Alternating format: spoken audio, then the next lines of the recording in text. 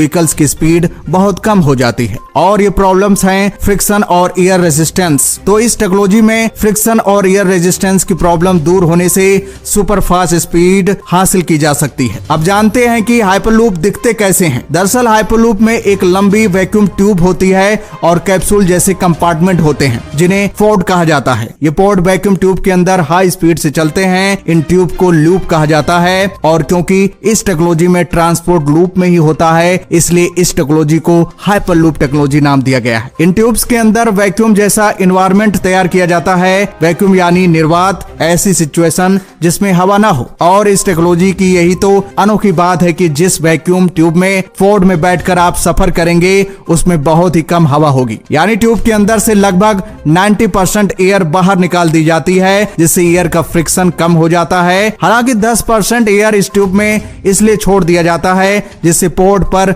Break लगाया जा सके। लगभग फ्रिक्शन लेस होने की वजह से हाइपरलूप की स्पीड बहुत ज्यादा होती है। हाइपरलूप को फिफ्थ मोड ऑफ ट्रांसपोर्टेशन भी कहा जाता है। आखिर ये काम कैसे करते हैं ये भी जान लेते हैं। आप एक जगह से दूसरी जगह ट्रेवल कर सकें इसके लिए एक पॉइंट से दूसरे पॉइंट तक एक बहुत लंबी ट्यूब यूज की जाती है जो पिलर्स पर टिकी होती हैं। इस ट्यूब में छोटे छोटे पोर्ट्स इंडिविजुअल ट्रेवल करते हैं और इन पोर्ट्स में बैठ करके आप एक जगह से दूसरी जगह पहुंच पाते हैं, जैसे कि बस, ट्रेन या प्लेन में बैठ करके पहुंचते हैं। हाइपरलूप में दो तरह की टेक्नोलॉजी इस्तेमाल होती है, मैग्नेटिक लिविटेशन यानी कि चुंबकीय उत्तोलन और एयर प्रेशर। इनकी वजह से पोर्ट और ट्यूब के बीच में फ्रिक्शन नहीं होता जिससे पोर्ट की स्पीड इतनी फास्ट हो जाती है कि मैगलेव ट्रेन की स्पीड को भी बहुत पीछे छोड़ देती है। और आप ये सुनकर के चौंक जाएंगे कि हाइपरलूप टेक्नोलॉजी में स्पीड 760 mph यानी 1200 किलोमीटर प्रति घंटे के बराबर होती है और इसी स्पीड से तो साउंड चलता है। इसका मतलब साउंड की स्पीड से चलने वाला